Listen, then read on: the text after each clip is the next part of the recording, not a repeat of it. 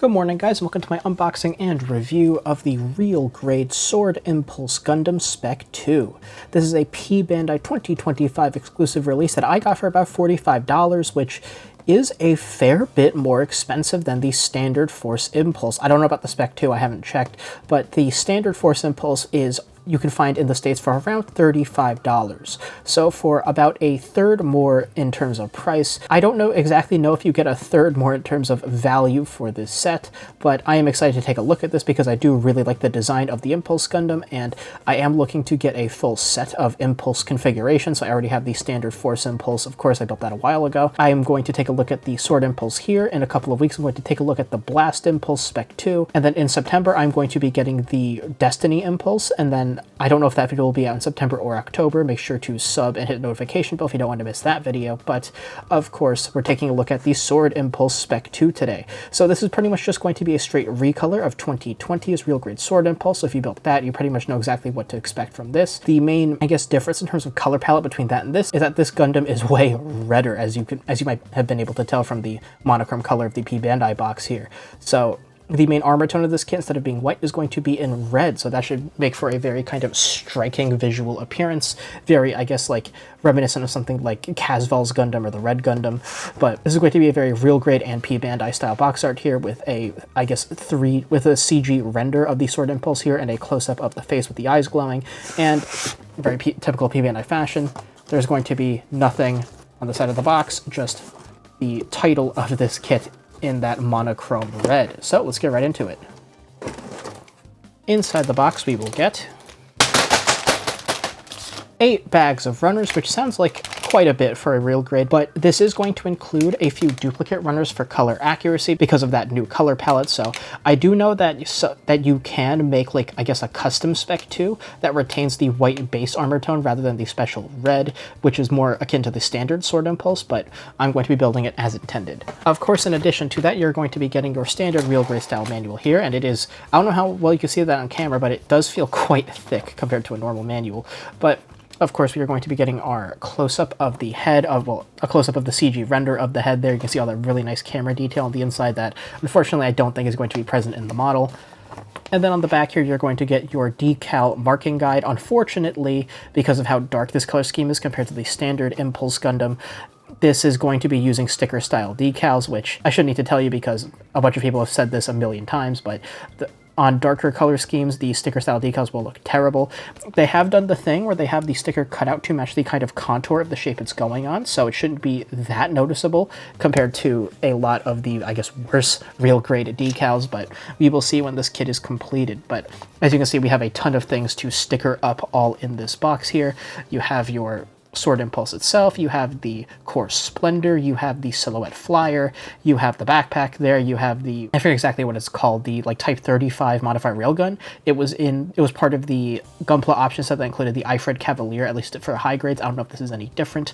You have your standard beam rifle and shield that were included with the Force Impulse, and then you have your large swords there and the I guess glider looking backpack that's going to be mounted onto the back of this thing. And then of course you're going to be getting your color guide down here in both English and Japanese in full color, which is quite nice. And it looks like in very typical Real Grade fashion, this is going to be using multiple tones of red to enhance the aesthetic of this kit, so that should look pretty interesting. Inside the manual, we are of course going to get our parts list, which, yeah, as you can see, there are going to be a number of different parts of this kit that are going to be duplicate on different runners for color accuracy. So as you can see, C1, which is normally in white for the standard Impulse, is going to be replaced with mostly red for this kit, but we are going to be using some of the white parts for, again, color accuracy for parts for things like the Silhouette Flyer there. Same thing for runner C2 there, and apart from that, most of this, I believe, is going to be from the standard Sword Impulse Gundam. So of course, getting into the build, you're going to be starting with your Core Splendor. So the B runner for the Advanced MS joint, you're only going to be getting 2 parts on that runner, I believe, if I remember right from the standard Force Impulse. 1 part for the Core Splendor and 1 part for the chest unit. Apart from that, this is entirely a mini Master Grade style Real Grade, which is a very pleasant build. I really did enjoy the standard Force Impulse. There were 2 big problems with it. One I know is present on everyone's kit, which is the head antenna just kind of flying off at a moment's notice. And the second one, I don't know if it was a me issue, but my torso didn't really seem to lock into the waist in any way, so if I picked it up by the torso, the entire bottom would fall out. So I'm pretty sure I did something wrong there when I was building my Force Impulse. But anyway, getting right back into the build there. After you build the core splendor, you build the chest unit. Apart from the advanced MS joint inner frame is going to build up in a mini master grade style way. And I don't remember the advanced MS joint and the chest being any kind of issue on the standard Force Impulse, so I don't foresee it being one here. Then of course you get into your arm units there. Very typical mini master grade style real grade.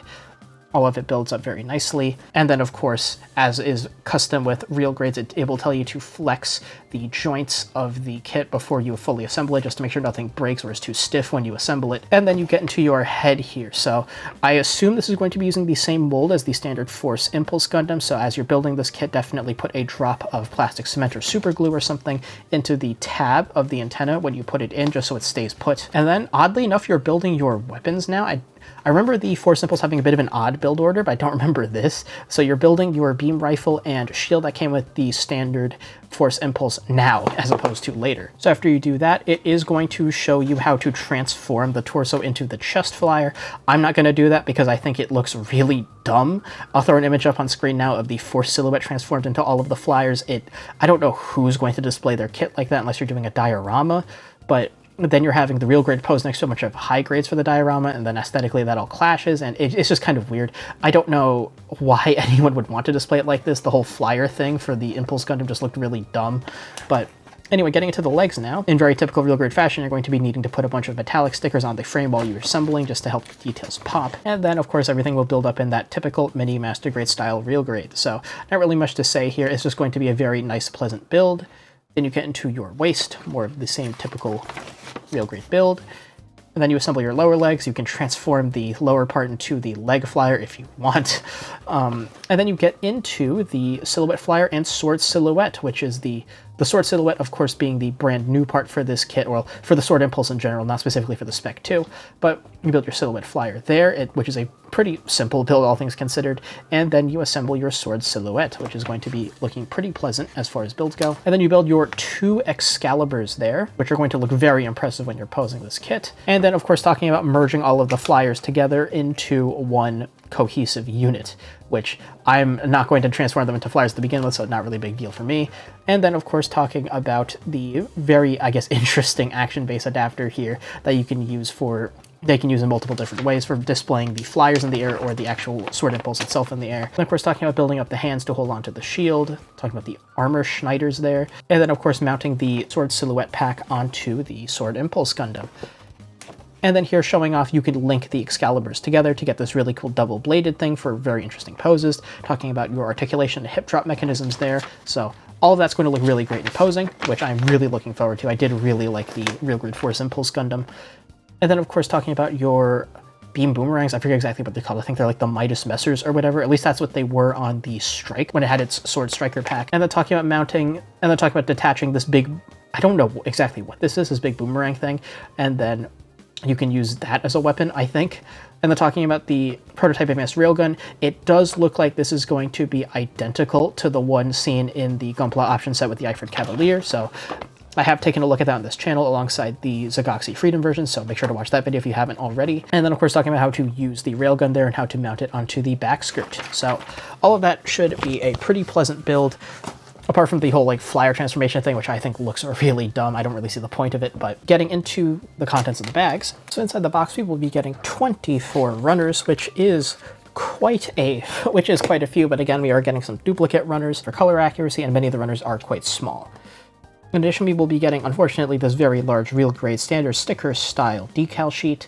It's not going to look all that great on this kit given the darker color scheme, but we will see once the kit is fully built up. As for the runners themselves, okay, so starting with runner A from your standard Force Impulse Gundam, this is going to be a multicolor runner coming in 4 different colors. Of course, the main color of this runner is going to be a primer frame gray. For a number of frame parts, you have our hand option parts over there. You have parts for things like the collar, the inner frame parts of the shield, the beam rifle, the action base adapters, etc. You have plain clear here for parts for things like the eyes and the canopy for the core splendor. You will have white up here for some some accent parts across the kit, and then you will have yellow for some additional accent parts, including parts for the V, the cross on the shield, and one part of the V-fin. Runner B for Advanced Semestrin, as I mentioned earlier, is only going to be 2 parts, one part for the core splendor, one part for the torso. These shouldn't really be an issue. They were not in the Force Impulse. I don't foresee them being one here. You will, of course, be getting 2 of both runners C1 and C2, C2 being a copy of this lower part of runner C1. We'll just get this out of here for convenience's sake. For a number of armor parts all across this kit in both white and red. Again, these are the duplicated runners for color accuracy because the main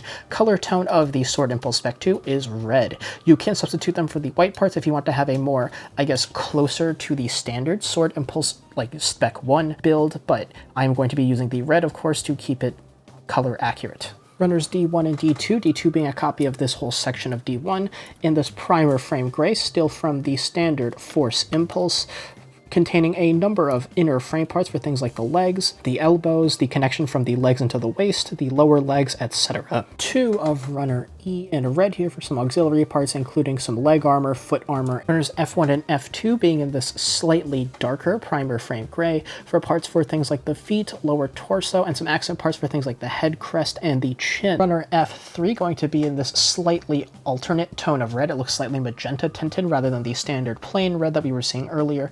This is going to be parts for the shield as well as some accent parts, including the accent part for underneath the eyes, among other accent parts. Runner G1 in black going to be a number of armor parts, including parts for the sides of the torso there, and parts for the shoulders, among others. Runner G2 in this kind of indigo color here, going to be a number of parts, I believe, for the core Splendor. I know it's a little bit late, but these runners were printed in March of 2025. Runner H here, still from the standard Force Impulse, going to be some parts for the Silhouette Flyer. All right, so getting into some new parts from 2020's Sword Impulse Gundam here, we have a multicolored runner for runners I1 and I2, with this mega section here being all copied between the 2 of them in 3 different colors. In red here, we're going to have parts of the boomerangs there, some ventilation parts, etc.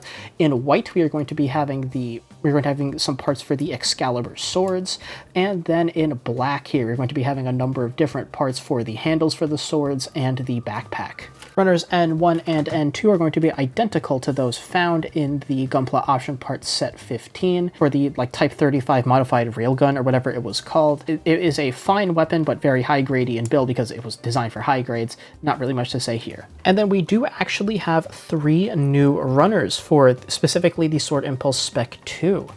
Starting with runner XA1 here, this looks like this is going to be some parts maybe for inner parts for the shoulders or something like that. I'm not exactly sure what these would be. I will see when I build the kit. Runner XA2 is just a slightly different accent color for under the eyes in gray here. And runner XA3 just appears to be some different handle parts for the 2 Excaliburs in red instead of the color of the standard Sword Impulse being black. And then for your beam effects, you'll be getting 2 different runners.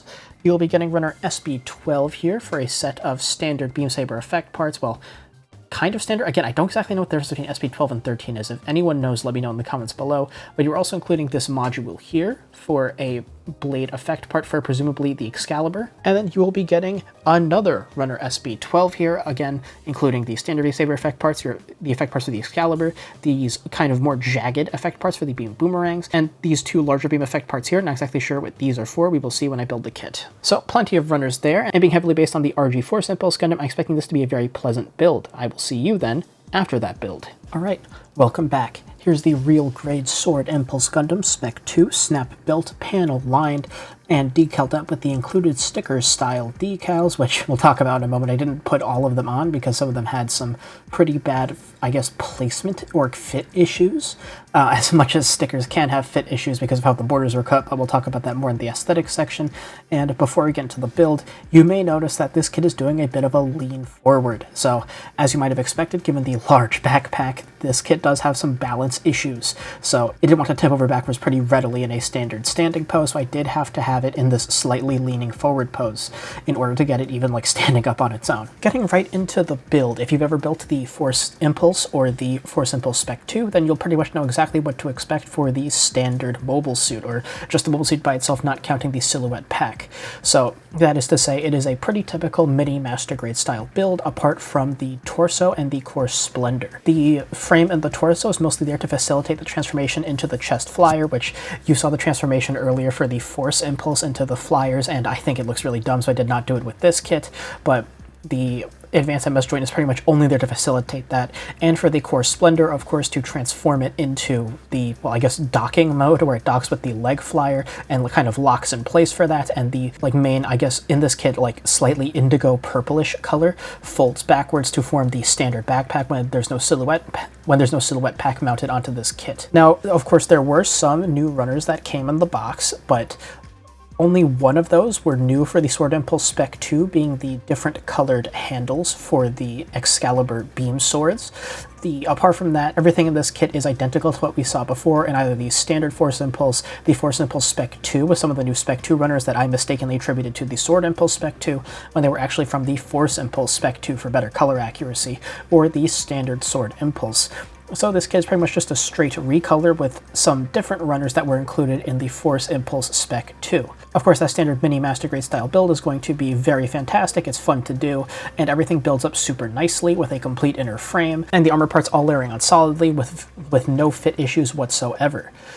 Adding the metallic stickers onto the frame in typical real grade fashion is a little bit tedious, but I do personally like the end result. That will vary per person. Some people think the metallic stickers look a little tacky. I am fine with them, so I did put them in my kit. The only real fit issues I will mention is one, the very common one that has not been fixed in this kit that the real grade Impulse is kind of known for, is the head antennas that do fly off at a moment's notice if you just put them in as instructed to on the manual. I plastic cemented my like double V fin together and then cemented it into the head, and it holds together pretty solidly now, of course, because it's well cemented in place. And I would recommend that everyone do that to their kits as well, to either glue or cement the antenna into the head to hold it there and not have it kind of pop out or anything. The second issue I mentioned was that I thought it was a build issue on my end because I built the Force Impulse a while ago, was that the torso didn't really lock into the waist anyway, so if you pick it up by the torso, it had a tendency to just like drop the lower half out, and that is, I did confirm that that is actually kind of an issue with this kit.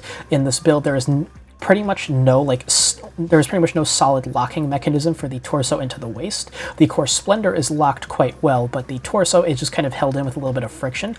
If you press down solidly and have the torso kind of pressed into the waist with that kind of friction, it will hold, but if you jostle the torso a little bit, it will get loose and then the bottom will drop out. So that's just something to be aware of when you're building this kit. There are plenty of loss risks across this kit, as you might expect from this kind of real grade, with things like the head crest, the V in the chest, and the very small yellow parts in the knees being standout things to just be aware of when you're building the kit. Those incredibly small parts were very easy loss risks. I did drop I forget if it was the V in the chest or one of the parts for the core splendor onto the carpet, and that took me a while to find. So just be wary that there are plenty of loss risks in this kit, like there are in many real grades, and to just be careful while you're building it. Nothing in this kit is as big a loss risk as things like the eye patch for the Crossbone Gundam or the clear eyepiece for the real grade Zeong, but there are still plenty of small parts that you should be aware of. In terms of the build for the silhouette pack, it is actually a lot simpler than I thought it was going to be, mostly because the silhouette pack is consisting of melee weapons that are very simple. The flash, edge, beam, boomerangs are literally 4 or 5 parts that go together. You make 2 of them, they mount into a very simple center unit that mounts onto a fairly simple unit that will dock into the back of the unit around the core splendor. The Excaliburs also have great part separation, but again, being large beam swords, they are also fairly simple, basically consisting of a few large parts, 1 black, 1 white, and then 1 for the red handle, and then a couple of small white accent parts. Now, while it does come together cohesively in a way that I think looks quite good, it is still very simple, but the build works fine for how simple it is. The build is quite good, and there are a few fit issues beyond the very well-known double V-fin antenna fit issues and the issue with the torso going into the waist. So getting into aesthetics then, of course, before I talk about my opinions on this design, let's talk about the color correcting stickers and color accuracy in general. So of course I did end up using pretty much everything on this marking sticker style sticker sheet, but really the only stickers that you're going to need to use are going to be stickers 12, 19, 20, and 17 on the kind of metallic sticker section. Of course, 12 is going to be for the eye mask here with black with metallic green eyes there. You get 2 options. I used the one that was just like the all-in-one eye mask sticker. There's another one that has the black border and the eyes separate. So if you wanted to just have the eye mask in and then paint in the eyes themselves and with a drop of clear green paint or something, that would work fine. Stickers 19 and 20 are of course going to be the head cameras for both the front of the head here and the back. I don't know how I can see that beyond these sword silhouette pack there, but it is there. And then of course sticker 17 is going to be used for the metallic blue sticker for the camera here on the Type 35 Railgun. Apart from that, of course, in typical real grade fashion, this kit is going to be entirely color accurate, with all the other metallic stickers just being accents across the frame of the kit that are optional. You don't have to do them if you don't want to or if you think they look bad. The only real color inaccurate thing that I noticed, which is arguably color inaccurate because on the painted bill for the standard Force Impulse, they were not painted, so they might be color accurate for the real grade version. But I did paint the tips of these missiles that you can mount on the Core Splendor if you have it separately in gray, because I was looking at the screenshot of the Core Splendor from Seed Destiny on the Gundam wiki, and they did have the missiles painted in gray. So you can do that if you want for better color accuracy. Apart from that, this kit is essentially perfect. So getting to my opinions on this design, I absolutely love this color scheme, first of all. It really does feel like if Johnny Raiden ever got a Gundam, this would be the color scheme he used. Red and black is just such a fantastic color scheme for mecha, and it looks really great here. And I think the white and yellow accents also help give little pops of color where this kit would otherwise be incredibly dark and edgy in terms of its color scheme. It is still dark and edgy, but just a little bit less so, a little more balanced with the additions of red and yellow. In addition, the very angular design of this kit and the very thin limbs of it really lend itself towards being posed in the air. I really feel like this edgy design does look its best in motion, and it looks fantastic in motion in the air, as you'll see in the posing section, which is even better for this kind of melee focused suit where you would want it to look really great in motion. I also just really like the design of the Impulse in general, so I am a little bit biased when I'm looking at this kit, but I think the design works great. In terms of the sword silhouette itself, while I do like how these swords mount onto the back, I do think the whole like flash edge, like big glider V assembly thing on the back does look a little bit weird. Mostly because of how far away it is from the torso, it just looks a little bit awkward in a way that something like the Astray Red Frame Kai's like delta form for the tactical arms doesn't. I don't know what it is. It's just way too far back, and I think that also is contributing a bit to the balance issues of this kit. I know it's accurate to the design to have it that far back, but I think having that kind of weight that far away from the, well, what would normally be the center of mass for the kit is contributing a lot to the stability issues this kit has while standing. Apart from that, though, aesthetically, I absolutely love this kit. And I love the way the accents are all part separated and kind of break things up all across the frame with things like the V in the chest, these yellow parts framing the chest vents. You have little details like this white part poking through underneath the black shoulder there, the yellow poking out underneath the knee there, the way the leg's broken up between the two tones of red between the kneecap and the rest of the leg armor, the gray for the frame here for all these vents, and the black accent here. All of it just comes together to look fantastic. And then quickly we'll talk about the, I guess, fit issues or cutting issues for the real grade sticker style decals I was talking about earlier. So a lot of these decals were very clearly meant to be water slides with how like kind of close you're supposed to put them onto the kit. So a lot of parts, like for example, here in the ankle, with how close you want the decal to be to the border, you do have to have the actual border of the sticker there fold over the lip. And as you see, and as you know, if you've handled these kind of real great sticker style decals before, having such a small piece of the sticker fold over the lip there, the sticker will not stay. That part will peel up and look pretty awful, as you can see right there. That does not look good at all. In addition, you have stickers like this one in the chest where the actual decal itself would normally fit pretty snugly in between these two, I think like chest Vulcan details here in the chest, but while the detail actually fits pretty nicely between these details, the actual border, the rectangle where the sticker is cut, does not. And they kind of fold over these geometric details and look pretty awful because you can't press the air out of them, so there will always be an air bubble underneath, which results in discoloration. That looks pretty bad. Now, there were a couple of stickers that I did not put on this kit because they have really bad issues very akin to the border thing on the sticker here on the ankle. Namely, the worst offenders, in my opinion, were the two that are supposed to go on these gray parts on the chest vents. There's supposed to be a little, like, I guess, L-shaped line detail that's supposed to go around the corner of the gray part, which you can see is very small. Now, the decal is just barely big enough to fit there, which means that the borders, which extend far beyond where the decal are, would have to go up and around this geometric detail onto the yellow part and just look horrible. So I did not put those on, among others that had very similar problems. So if you want this kit to look its best, I would definitely recommend picking up a set of water slide decals. I don't know if they make them for the Sword Impulse Spec 2 yet. I'm pretty sure there definitely are water slide decals for the Sword Impulse Spec 1, so in a pinch you can use that, or those for the Force Impulse Spec 2. Of course, for our size comparison, here's a standard sized high grade, being the high grade Blue Destiny Unit 1, and for a visual comparison, here is the standard release real grade Force Impulse, not the Spec 2, this is just the normal one.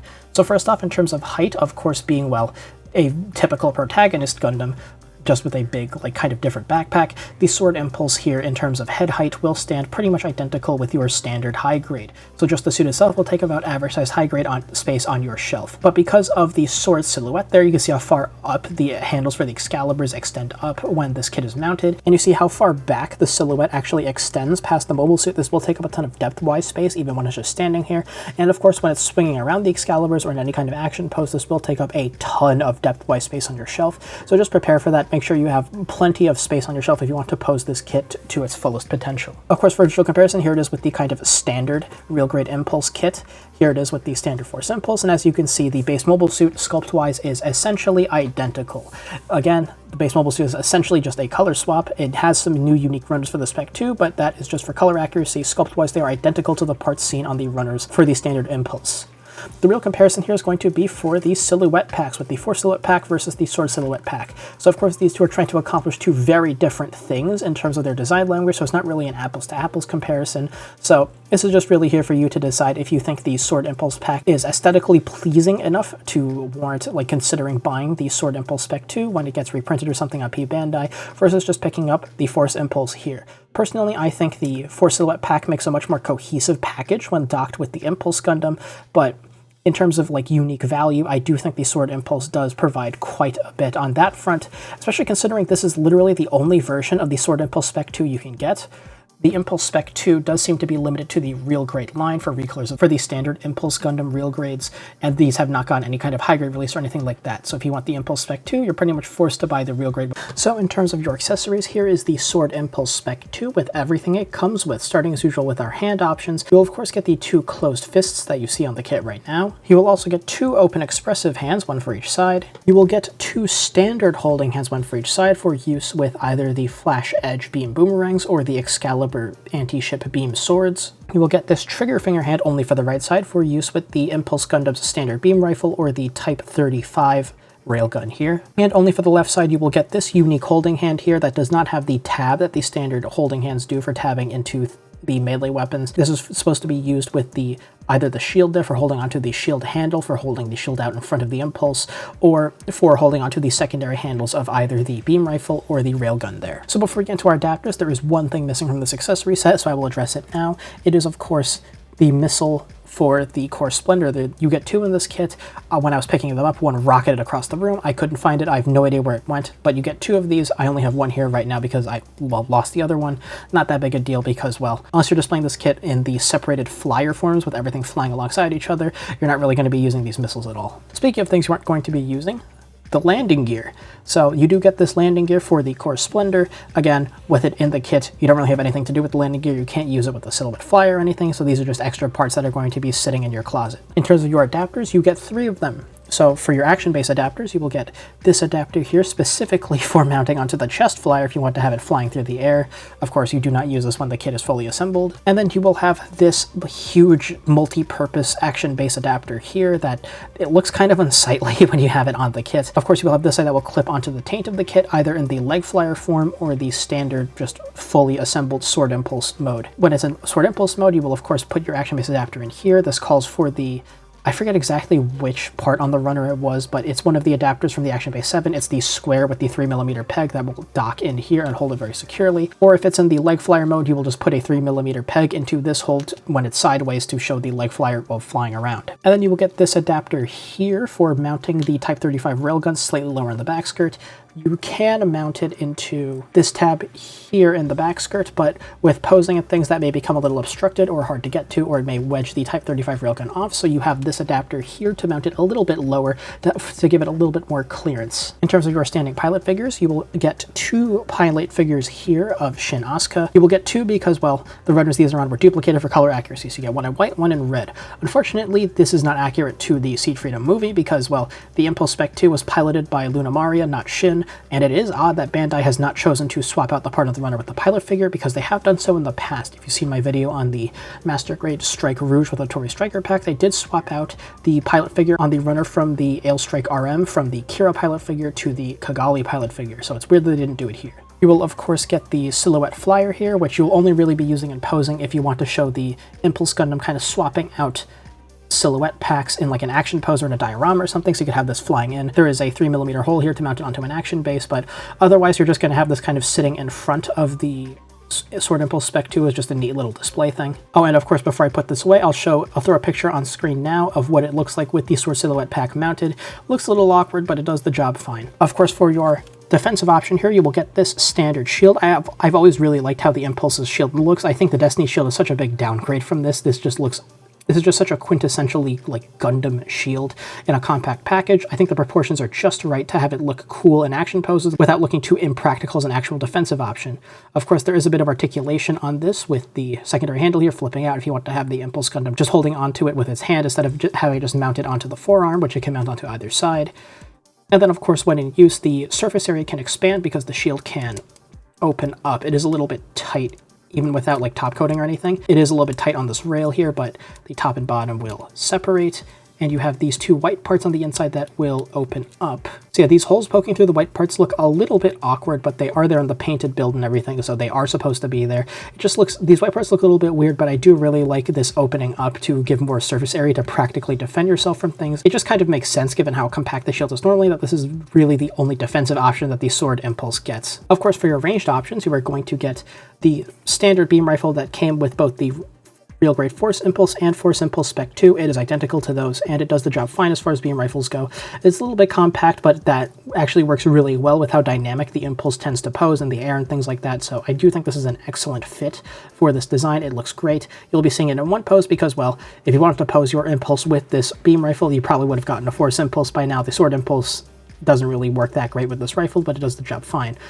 This scope here can rotate from side to side as necessary, and the secondary handle can also rotate from side to side. Apart from that, there is also the little tab here that will open up, and it will slot into the back skirt if you want to mount this on the back skirt, but of course, given that it comes with the Type 35 Railgun, you're probably going to be wanting to mount this on the back skirt instead, so again, you'll probably just end up throwing this in your closet or giving it to another kid or something. Then of course you get your one new ranged option from the Sword Impulse Spec 2 compared to the standard Sword Impulse. The Type 35 Railgun, I did erroneously say in the unboxing section that this is identical to the one seen in Gunpla Option Parts Set, I forget which number, with the Aifrid Cavalier. It's slightly different on the runner. I thought the only difference would have been, if there was any difference, the hole here in the handle to tab into the Impulse's hand.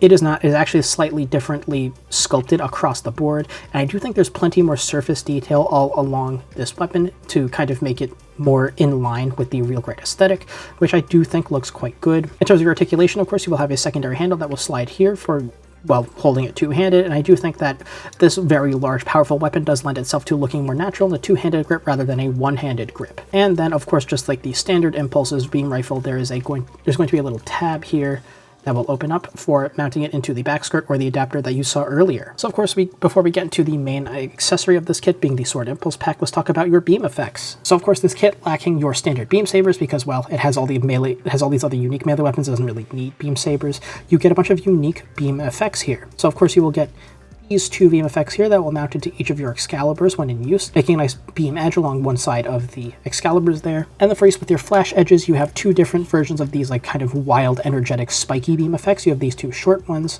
or these two long ones. So we'll be seeing with the long type effects in the posing section. The short type effects look fine. We've seen them a bunch before in other kits. If you've seen my video on the high-grade Destiny Gundam Revive, I did pose it with the beam boomerangs with these shorter style effects. If you want to see what those look like on the beam boomerangs, check out that video. In this video, you'll be seeing these longer type effects that look much better in my opinion. So of course, getting into the main accessory of this kit and talking about the articulation of it because, well, it is kind of cumbersome to articulate the kit with the sword silhouette on.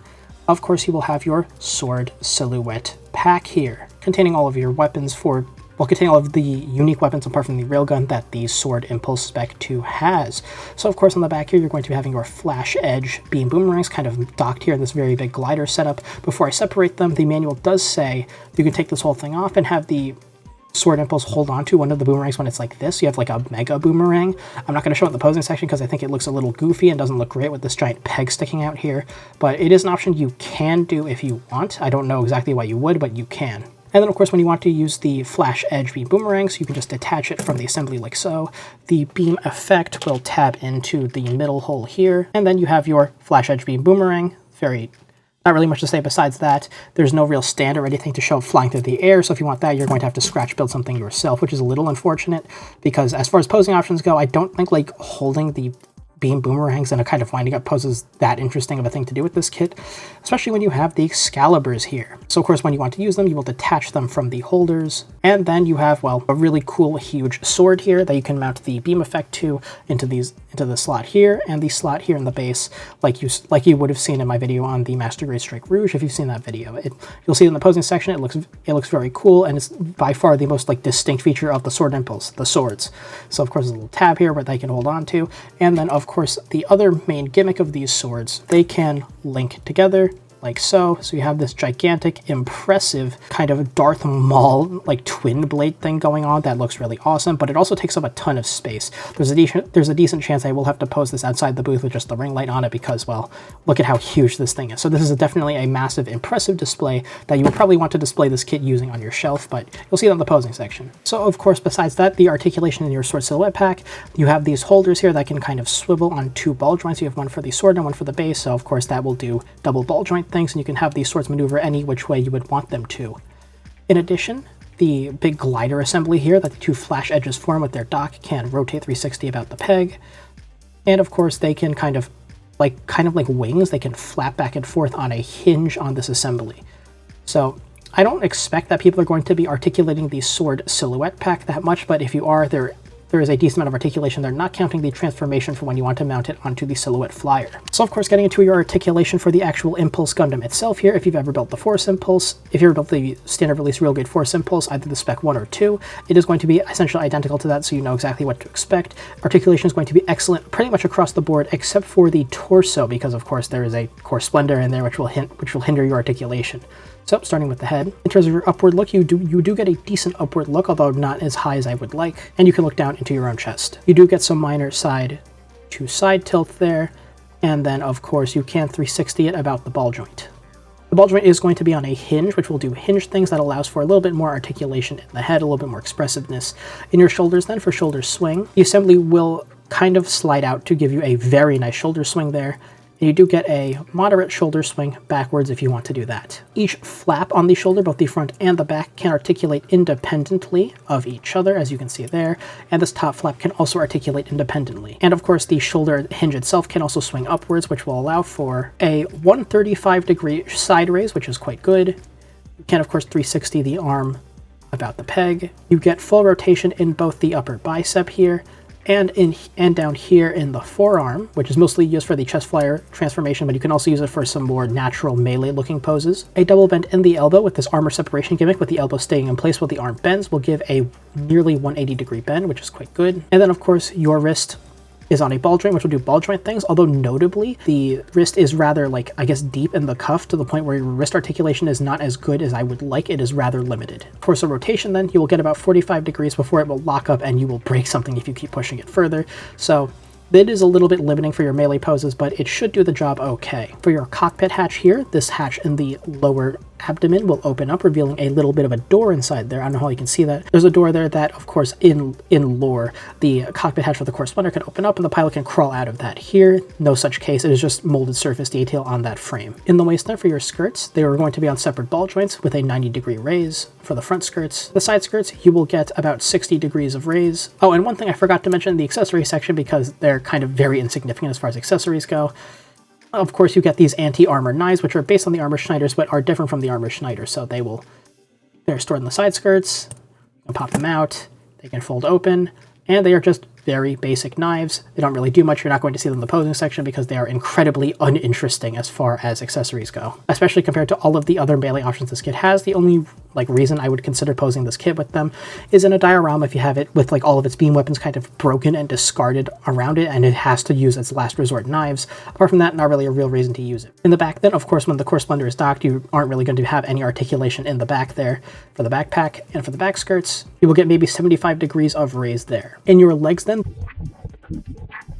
so for your kicks, you will get just over 90-degree front kick, about 90-degree side kick, and just under 90-degree back kick. You will get full rotation in the upper thigh, of course. A double joint in the knee will give you this incredibly nice knee bend. The knee armor itself will slide out a tiny bit from the bottom, but it isn't super noticeable. This double knee bend will give you nearly 180 degrees of bend. And the ankles then, this ankle armor is going to be on a ball joint, which will swivel up and down a small amount, but nothing crazy. There is, of course, toe separation, so for independent toe dip, you can get it down 90 degrees, but that's pretty much just for the leg flyer transformation. And you can raise the toe up a small amount, which will help in more natural grounded poses. In terms of overall toe dips then, you can get an okay dip. You will be relying heavily on your toe articulation if you wanted to dip further. For a upward tilt, you will get a minor upward tilt before it collides with the ankle armor there. In terms of your side-to-side tilt, you will get a very nice 45-degree tilt to either side there. And then for your foot pivot, you will get a minor, maybe 30-degree tilt to either side.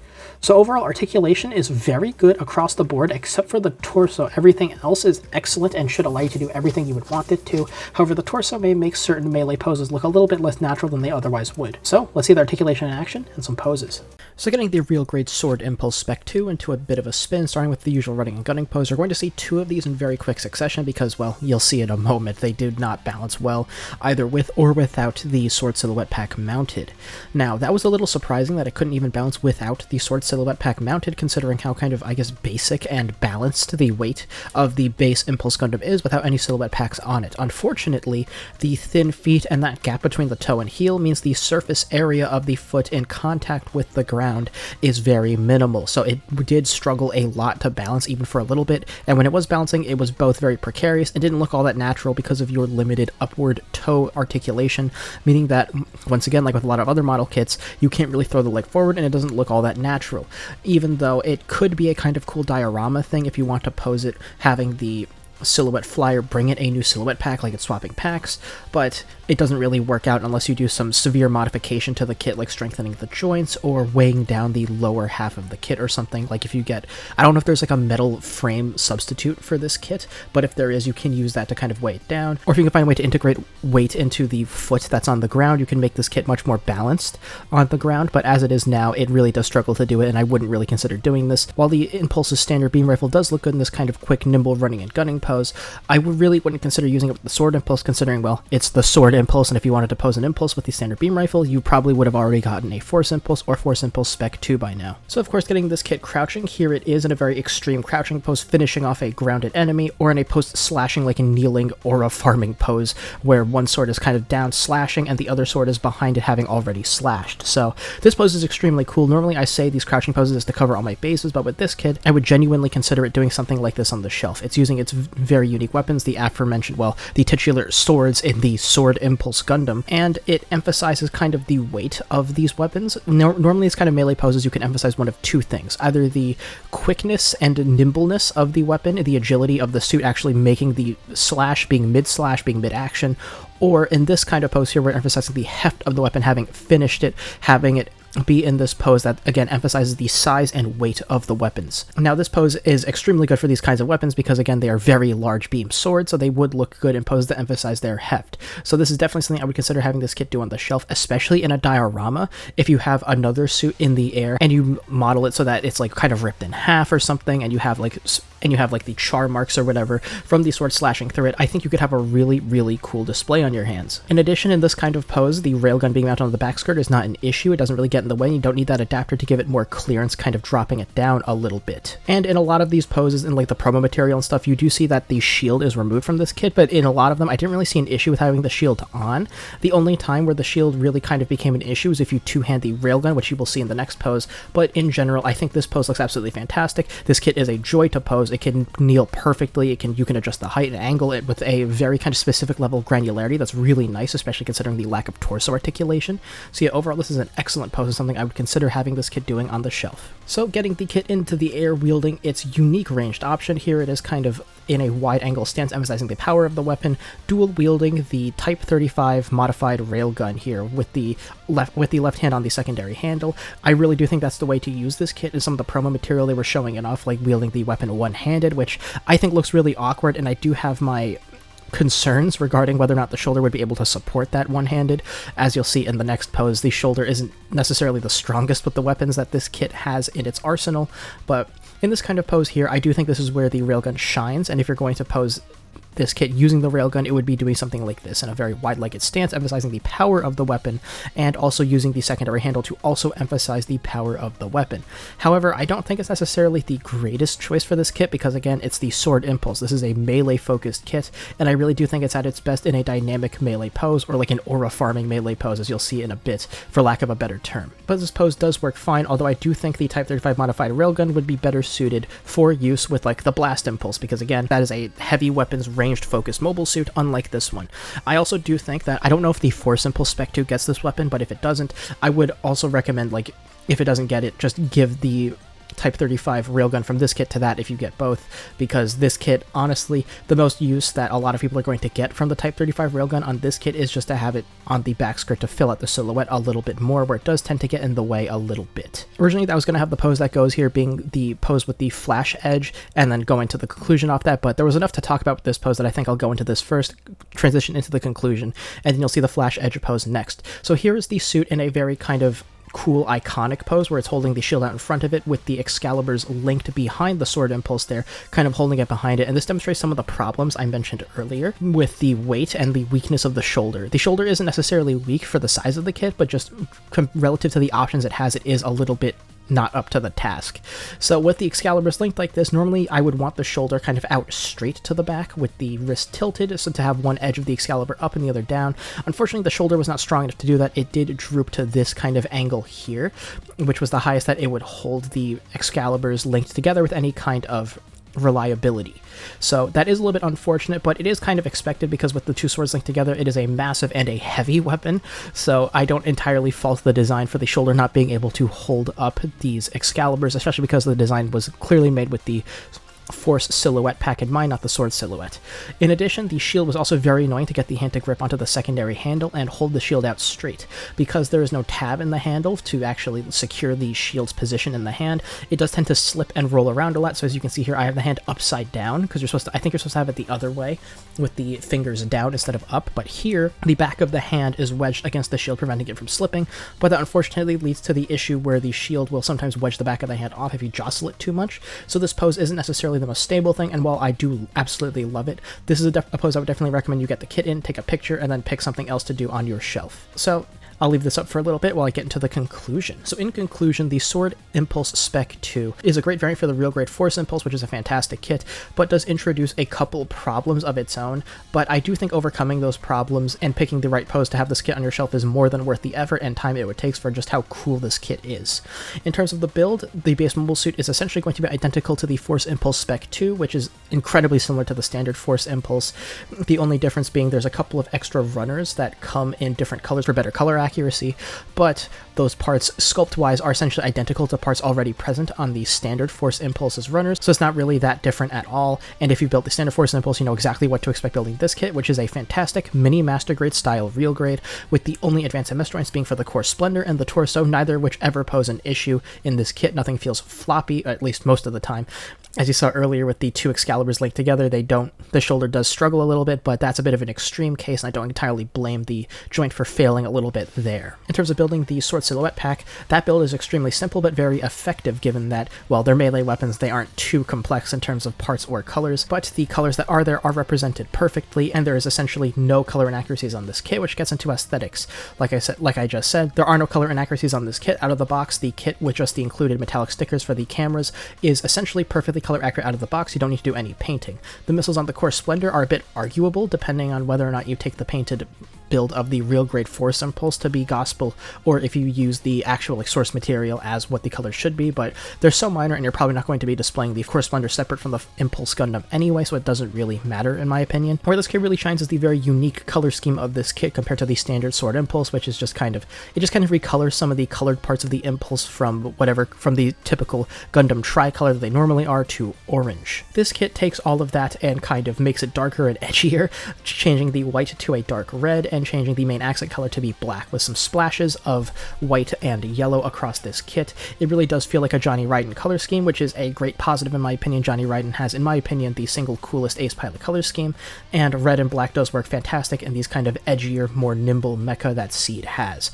So I think the color scheme works fantastically for this kit, but of course that is a matter of opinion, and you can decide for yourself whether the color scheme warrants you picking up this kit over like the standard Sword Impulse if that gets reprinted. In terms of accessories then, you get a full and very complete accessory spread for this kit, getting pretty much every hand option part you could ever want, in addition to all the weapons you would expect the Sword Impulse to have, and then some, with the addition of the Type 35 modified Railgun to have an interesting ranged option, should you choose to pose your kit doing that. I don't think most people will. I think most people will choose to do a very like weighty, very cool, iconic melee pose, like you see here, with it emphasizing the heft of the two Excaliburs linked together in this very wide-legged standing pose. But the options are there if you want them to. The inclusion of the flash edges with 2 different types of beam effects for them is also an interesting inclusion that does give you some extra posing options for this kit, although I do not think they're as interesting as posing this kit with the Excaliburs. In terms of articulation, this kit is nearly perfect, with the only downside being the torso. Because of the Core Splendor docking to the torso, your ab articulation is going to be essentially non-existent. The only torso articulation you really get is going to be a 45-degree pivot to either side. Outside of the torso, then, articulation is excellent across the board, with the arms and legs having such an extreme wide range of motion, meaning you can pull off nearly any pose you would want this kit to. Although, again, the joints are a little bit weak, with the shoulder not being able to support both Excaliburs linked together single-handedly, and the kit having some balance issues overall due to the large size and weight of the silhouette pack. But I think in general, the articulation is more than enough to do any kind of pose you would want this kit to do, for the most part. So would I recommend you buy this kit? If you don't have the standard Sword Impulse and you like this color scheme, absolutely. If you have the standard Sword Impulse, I don't think it's entirely justified to buy what is essentially a color swap of it with a new Railgun. If you don't have the standard Sword Impulse, this kit is fantastic. It's an excellent addition to your shelf, and you can make a very impressive display, especially if you get all of the real grade impulses. This kit really does nearly everything right, and it is more than worth the money in my opinion. Having it cost a third more than the real grade Force Impulse kind of sucks, but I think for what you get in the box, that price, while a little overpriced, is still fairly reasonable for what is an incredible kit to add to your collection. So that was my review of the real grade Sword Impulse Spec 2. What do you think of this kit? Let me know in the comments below. If you like reviews like these, make sure to sub the notification bell so you don't miss future uploads. If you like this video, give it a like, and I'll see you next time with my review of the high grade G-Line standard armor. I'll see you then.